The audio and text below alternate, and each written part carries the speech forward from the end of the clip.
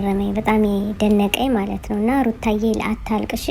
እንግዲህ ዛሬ ሩታ ወደ ውጭ ሀገር ወደ ካናዳ ልትሄድ ሽሮና በርበሬ እየተዘጋጀላት ነው። ዳኒን መኪና አምጣና እንውሰዳት፣ እሷ ሄዳለሁ አንቺ አተጅም ድብድብ ይዘዋል። ዛሬም ደግሞ ሩታ ልትመታ ነው፣ ግን ጭንቅላቷን መልሳ ይዛ ሩታን አረጋግታታለች መልሳ ማለት ነው። ሜሪ ማለት ምን አይነት ናት እንዲህ?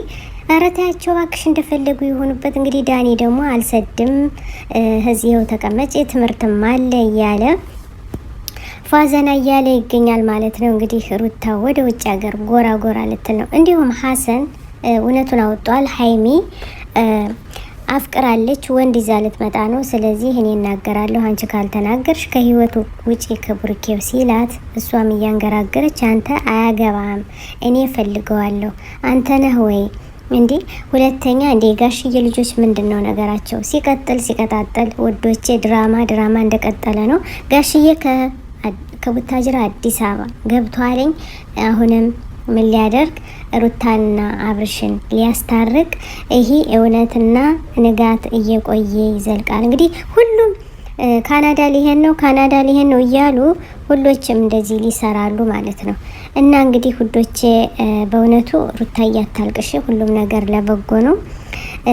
ሲቀጥል ደግሞ የሀይሚ በጣም አስደምሞናል። እንደዚህ ያለ ድራማ ራሷ ሰርታ በፊት ብሩኬን በጣም ተቆጥታው እስተ ቡታጅራ አስገብተው እያለቀሰ ሁለተኛ እንዲህ ያለ አትስር እያለች ነበረ። ግን አሁን ላይ እሷ ምንድነው የምታደርግ? እሷው ራሷ ድራማ ጀመረች። ሀሰን አዋርዷታል። እሷም አልናገርም ብላለች። ድራማን የቀጠሉት አሁንም ድራማው እንደቀጠለ ነው ውዶቼ። የሩትዬ እናትም እያለቀሱ ይገኛሉ። ልጄን መልሱልኝ አለዚያ አስታርቁልኝ እያሉ ነው። እንግዲህ ዳኒ አትሄድም ማለት ግን ማሾፊያ አትሆንም። አሁን ሩታም ልትመታ ነው። እንግዲህ ብሩኬ ራስክን ተረጋጋ። እንግዲህ ማራኪ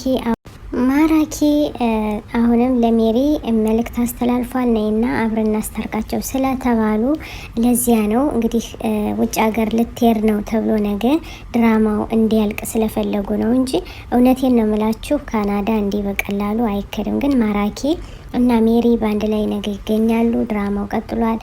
أنا الداعي بإيماني على الإسلام رباني سأعلي رايتي دوما سأعلي